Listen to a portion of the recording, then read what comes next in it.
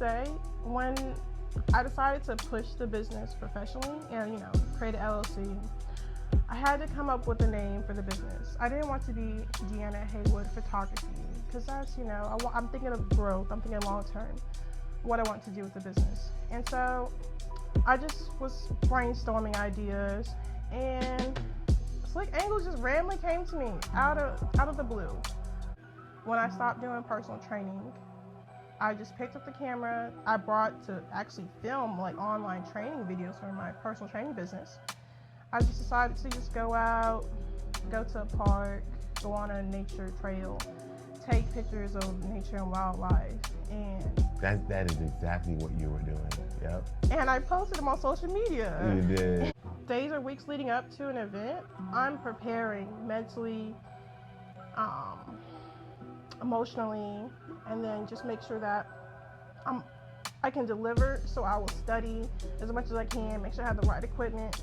If I need to rent equipment, I will. If I need to buy equipment, I will, so that I can be prepared as much as possible, so that I can deliver to my clients. Peace and grace. This is Darius Dior. It's Stinking Kingdom Media, where we have real conversations with real people, and we share real music here. Today we have a very special guest, my good friend in the field of film and photography, Deanna Haywood. How are you? Make some noise for yourself really quickly, please.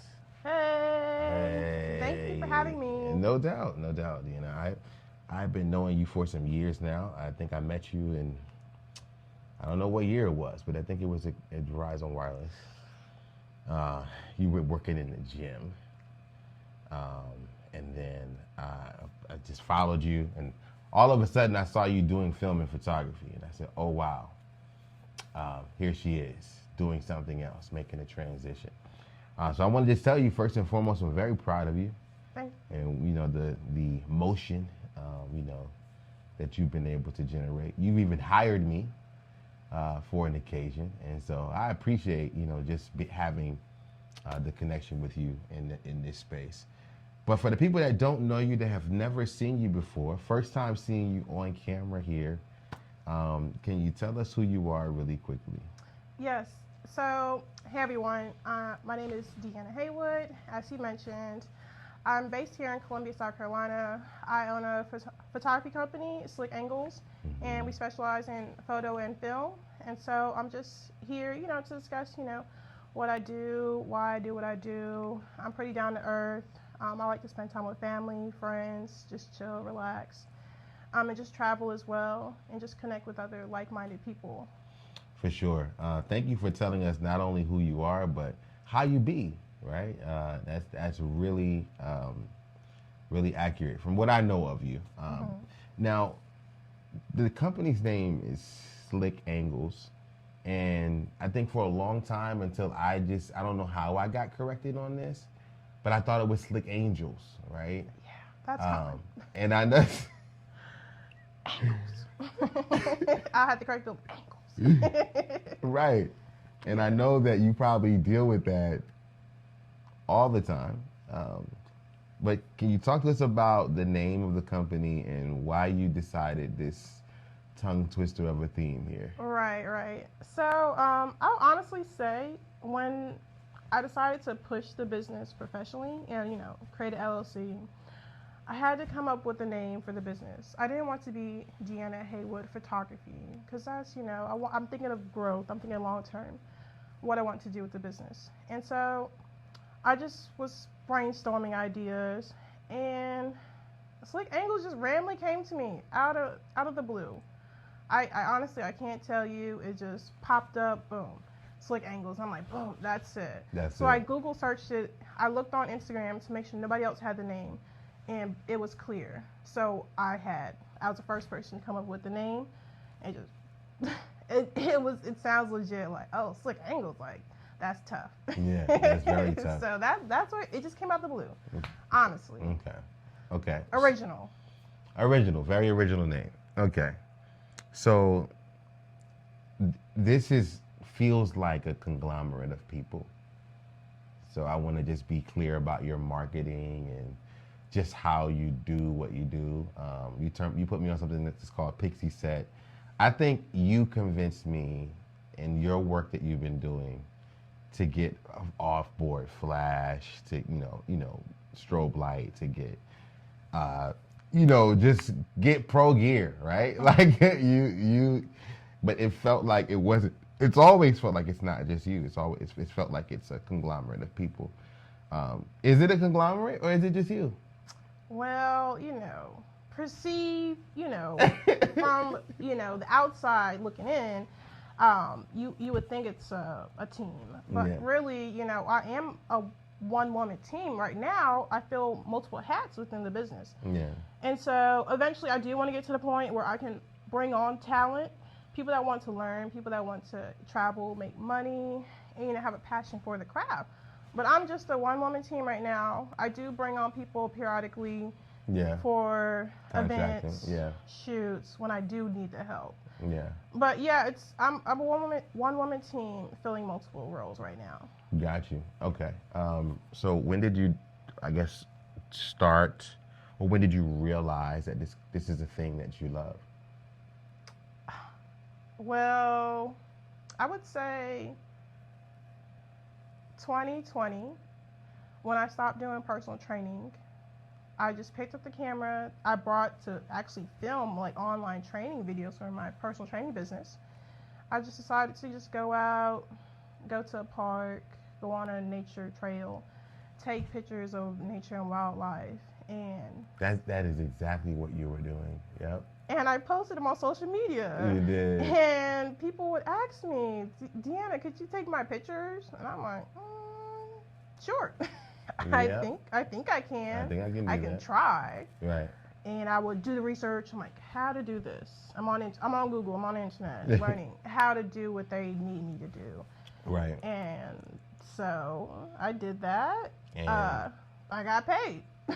And I'm like, boom, light bulb clicked in my head. Yeah. I'm like, oh, I can make money, from doing something I'm passionate about. It's a God-given talent that I have. Yeah.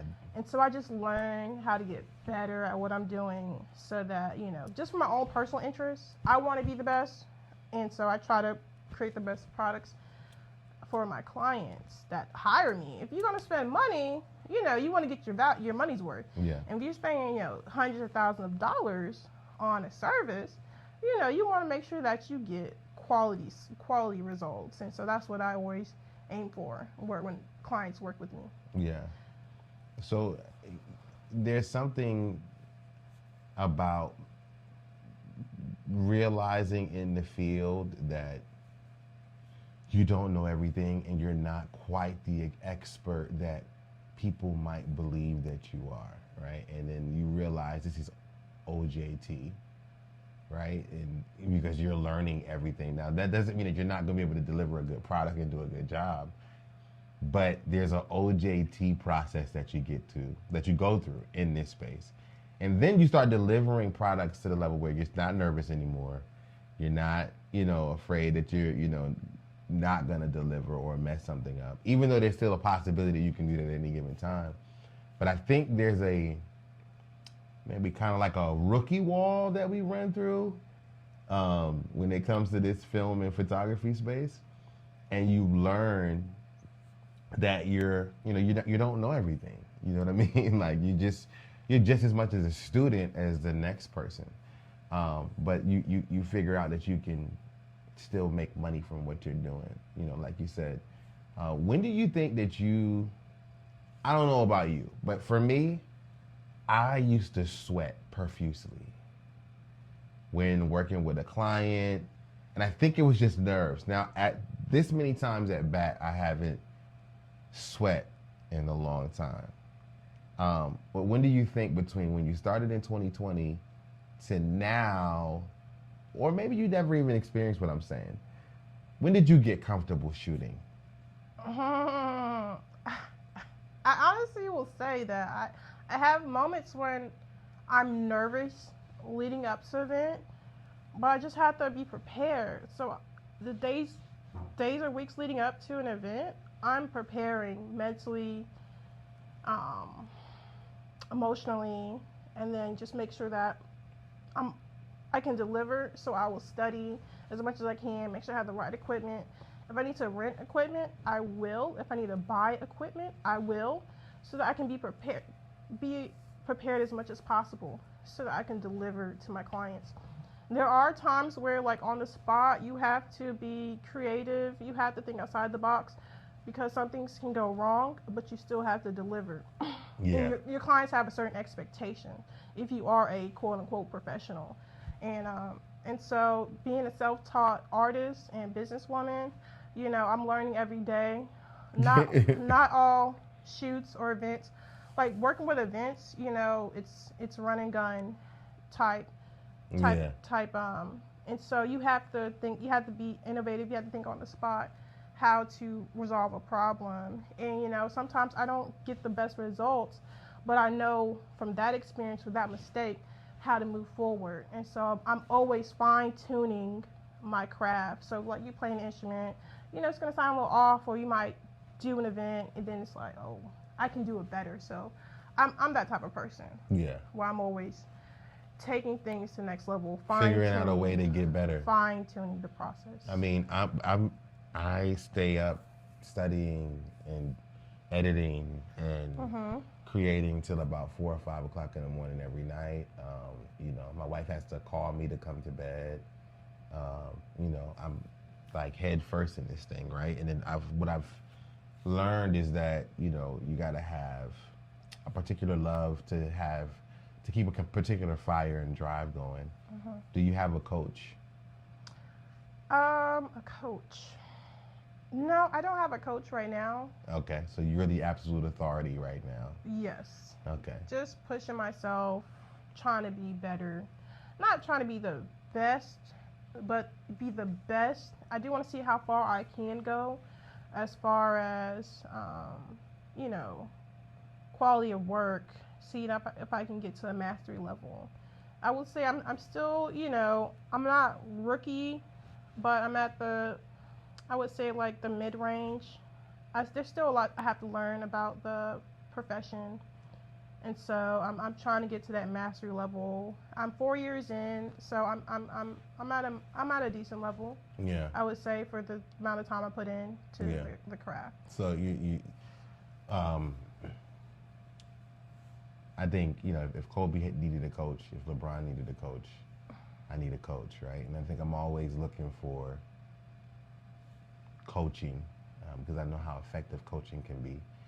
I find them online, right? But I think in business, and especially in this business, you either have an advertising problem, a sales problem, or a lead problem, right? And I guess in my space, this is the way that I generate leads, right? Just creating content. So when it's dry, for the creatives out there that do what we do, what do you do when you're not bubbling in the market right now? I would say, like right now, I'm not really bubbling in the market because I haven't posted anything, and so I'm like, okay, Deanna, you have a lot of content in the vault. Let people see it. Yeah. Let people see it. So I'm just like, I proactively, pushing content, being comfortable in front of the camera. Yeah. So it's just, Coca-Cola does it. You go on YouTube, you're watching a video on like how to do something in Photoshop. There's ads that pop up. Companies are paying, hundreds of thousands of dollars, millions on marketing. And so you really have to, you really have to push yourself out there. You have to push your if brand Coca-Cola out there. has to market, Thinking Kingdom and Slick Angles has to market. Have to market too.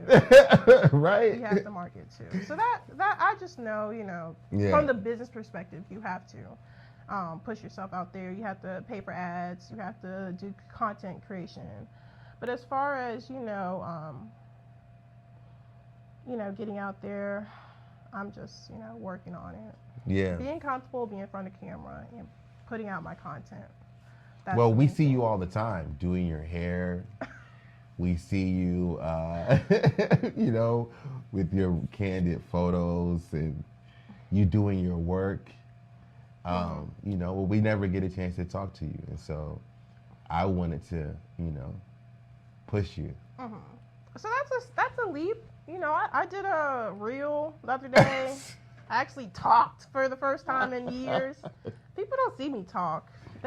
I'm like a Why? mime. Why don't I'm like people a see you mime. talk? Why don't people I'm see you like a talk? mime. You just like people to see read your emotions. Well, how on earth would I know what it's like to work with you if you don't talk to me? Like, They tell see the me. results. And they just see the results. But you know, it's good for them to connect with you on a personal level, get to know you as a person. And so I did talk for the first time in years. Well, do you think that matters? Yeah, because people want to connect with you, and Yeah. people want to hear your thoughts. They want to know you. Like, who are you? So you do Why? that. So obviously you do that for your clients because you've been doing this for 4 years. You obviously give people a personal touch because we see that you're booked and busy a lot, right? So obviously you do that, but you don't do that. That's not a part of your marketing strategy. So you have like in my business, I don't know whether I have a marketing problem, an advertising problem, or a sales problem, right? Like, I don't know what it is. Maybe it's lead generation because I'm wearing all the hats and I'm doing all of the work, and I'm not really trusting everybody to as far as delegation is concerned, and so I don't have a lot of time to generate leads. So I kind of just market, and I miss opportunities, not commenting on my like post, not responding. You know, I'll heart you, but I'm not gonna take the time out to, you know, actually do what is really required to put a whole marketing picture together, right? I know what the vision is, you know, because I'm marketing to you and artists, because you and artists are me, right? I'm a small business owner. I'm a music artist. So when I go and do music, you see me do music, and then you also see me do film and photography. It all comes together. And then when you're seeing me doing interviews and you're seeing me have guests on, it all comes together, right? Because this platform is for you and the people that are like me. You know what I mean? And so I don't always have time to nurture the leads that I generate. People ask me, yo, what's the price? I say, hey, this is the price. So I would rather get you on the phone or see you in person to talk about business instead of texting you or emailing you or not speaking to you at all. So it's either I'm up close, I'm either hot, or I'm pretty lukewarm, or you know, cold rather. You know, I don't really have in between. But what do you think your opportunities are right now in the places that you can grow? As far as expansion, you know, taking advantage of TikTok Reels, you know, have an opportunity to go viral, viral moments. You know, that's you're able to grab a wider audience. Yeah. I think that's good to do. Wider. Wider. You know, I'm all for any culture, anybody, you know, that values my work. So, you know, expanding my horizon and my clientele base is something that I'm, you know, want to push this year. Okay. And so, you know, creating content, having those conversations, doing consultations, getting to know them on a personal level instead of, you know, just through text or email. But, you know, having them know me personally on social media, I think making an appearance. I did get feedback, like on my website, where I didn't have my picture on there in my About Me or About Slick Angles page. And so I finally added it last week. So people know who founded the company. Now they see me. And so, you know. So tell us why you've been avoiding this like the plague. I'm just not a camera person. I'm camera shy. I don't know. I think I sound weird. I think a lot of people think that they sound weird. And so when I play back videos where I do talk, I have it on mute. I'll just look at the visuals. I think I sound weird. I know I'm beautiful, but my voice, I'm like, cut that volume off. No one cares but you, B. I know. No one cares. And nobody here think I sound weird but myself. That's the crazy part. That is the truth. And then somebody else, I did a reel when I went to get my hair done at a salon. And my hairstylist, she was just dropping gems. And I'm like, oh, this is great content. And I posted on my page. And that video got like 7,000 views, when, however many people viewed it. And I was like, oh, you should do this more often. She was like, I hate my voice. I'm like, what? You sound fine. But then I'm thinking like, dang, I'm the same way. I'm the same way. Yeah. So we're in our own head sometimes. You definitely are. So that's my goal, is just to be more in front of the camera instead of behind it, so people can get to know me as the founder of the company, so that, I can really resonate with my audience more. For sure. Let's just face it. Either we're going to have to go get jobs, or we're going to have to raise our prices. Let's just face it, man. Because there are people that do what we do in other spaces that are a part of other demographics. And there's no reason why we shouldn't be driving Lamborghinis and Maseratis and taking trips to Dubai on a regular basis. Agree. So yeah, that's why, I'm expanding my market reach, not just focusing on the African American community. I do have, clienteles of other races and ethnicities. And so I'm comfortable working with. And they like you. Yes. And so, just be able to tap into those markets will be awesome. Yeah. And so that's why I have it as Slick Angles, and so that I can bring on a team of a diverse background. So, the company can go, wherever I want to see it grow, but I do see it expanding. Expanding. Can we take a moment and just shout out all of our partners, all of our fellow filmmakers and photographers that we can think of that's been consistent out here on the grind, putting in work? Can we just do that real quick? Like Aaron Smalls. Who do you know? Maybe Sunshine Images. Sunshine Tiffany Images. Douglas, Okay. great. Tiffany Douglas. Yes, Tiffany Douglas. She's great. Got you. I want to say Smith Ali. Oh yeah. He's on it.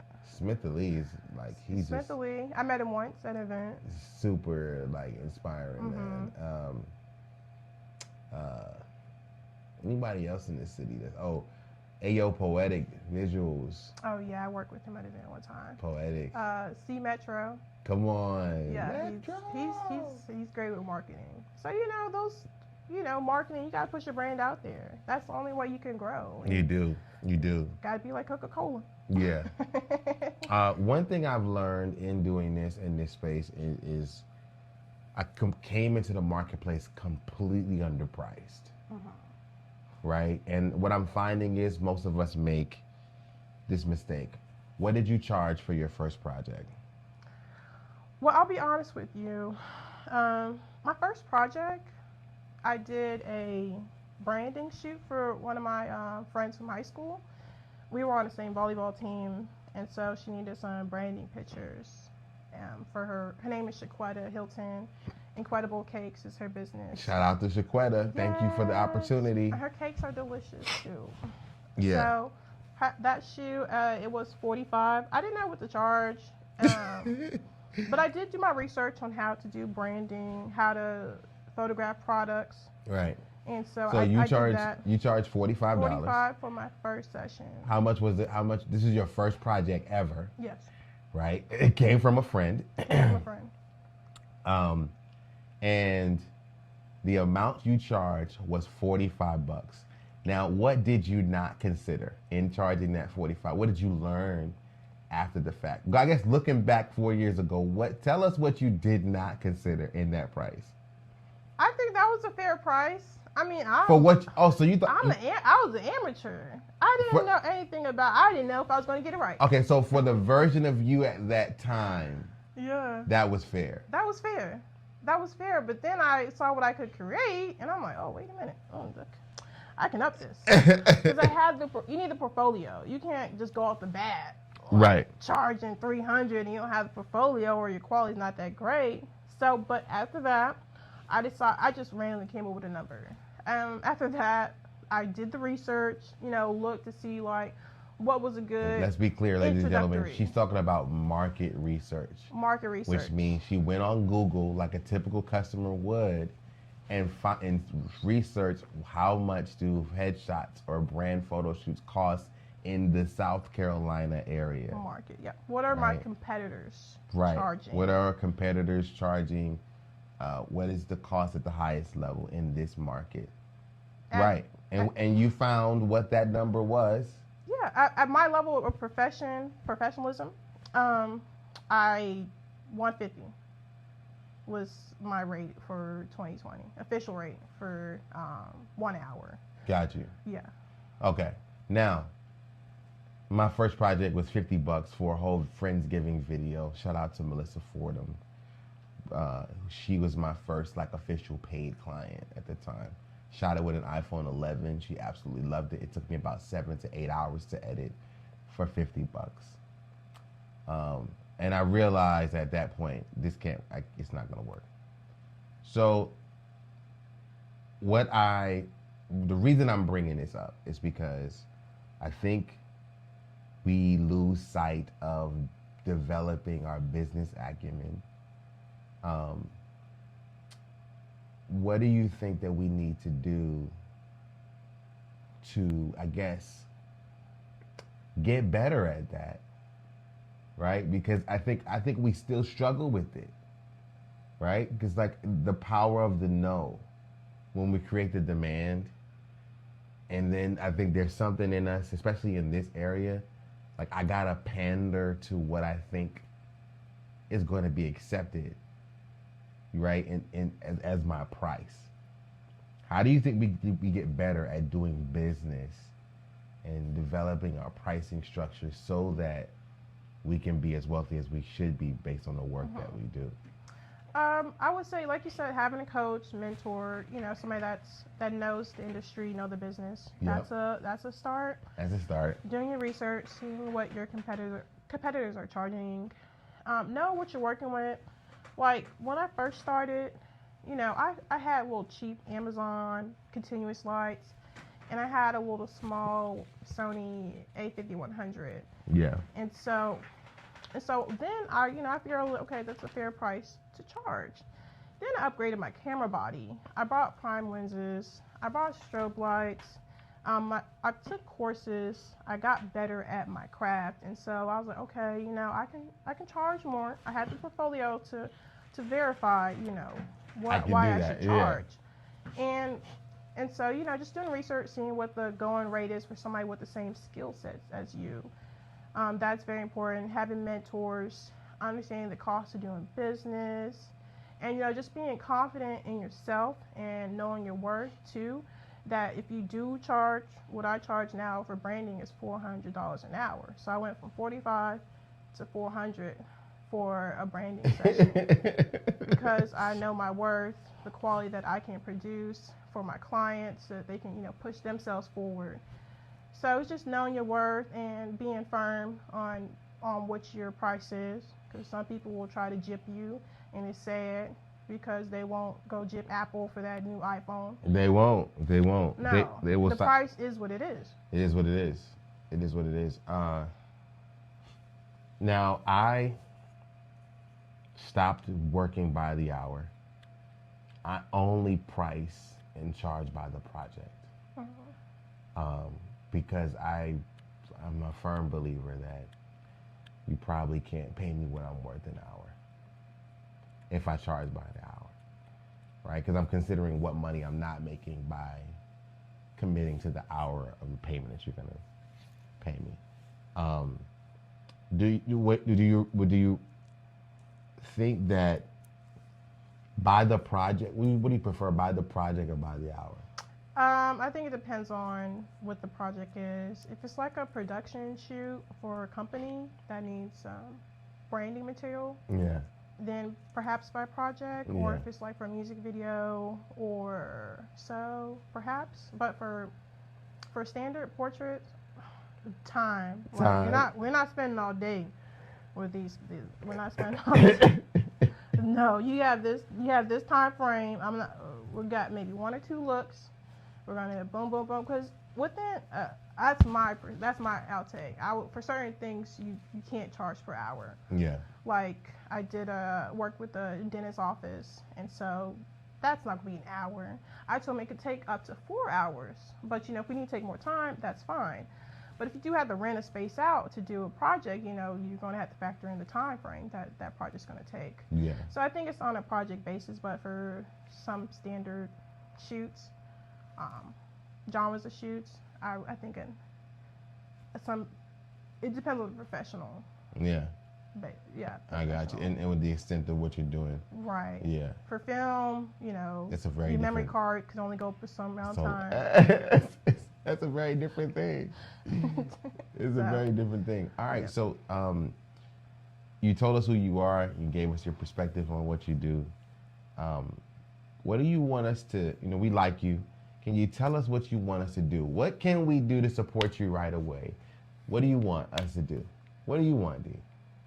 Like, comment, share, watch it over again. I would say, just in general, support creators that have small businesses. Understand that they're offering you value, and so if you see them offering a service for X amount of price, understand that you're not just paying. You gotta look at it's an investment, and understand that we have bills to pay. I got a car note. Please understand, we have to live too. You're paying for quality work when you're working with creators, and we take a lot of time investing in our equipment, our knowledge, post productions. We have subscriptions to CRMs, Adobe, and we got to pay taxes. So please understand that it's a lot that goes into being a professional in the media, specifically photo and film industry. So please respect the price. Respect the price. Respect the price. You want us to respect the price. Okay, understand. And respect the craft too, because if somebody's just starting out, yes, their prices may be low, but then as they evolve, themselves and their business, the prices will go up. Respect that. You get what you pay for. Either you want a Motorola or you want an iPhone. Come on. It's levels. I'll tell you this. All right. Some of my friends, they have Motorola's or Androids, and they have ads on their phones. Like when they're taking pictures or they're looking through their call log, they have ads. iPhones don't have ads. I'm like, what is this? You have to pay to get the ads taken off? So understand, like you get what you pay for. You get what you pay for. Yeah. But we love what we do, but we gotta make a living. Some people have kids, houses, cars. They want to travel. So, I look for people that value me. That value me, my work, and respect me as a person and as a business owner. So. Understood. All right. It doesn't apply to everybody, but if you felt some type of way, listen. It's for you. So you told us what you want us to do. Can you tell us what you want us to know? Anything that you want us to walk away from this conversation? I know you were telling me about your DMs and you having to block people, stuff like that. What do you want these people to know? This marketplace and just what do you want us to know, Dee? Tell us what you want us to know. Yeah, so I would say I just want people to know that we're having fun when we create content, when we do photo shoots, and so I strive to just be personable, not offend people, and just be a creator, create, make money, be able to afford to live. Cost of living is going up, so Right. you It know definitely is. we gotta live. So we're doing whatever it takes. We want to work with you. If you want to work with us, we'll work with you. We'll get you what you need for your media content. But if you're a small business owner, or if you're stuck in your 9 to 5 you hate, if you want to learn how to get out of that rut, talk to somebody that's doing what we're doing, and we can help you get to where you want to be.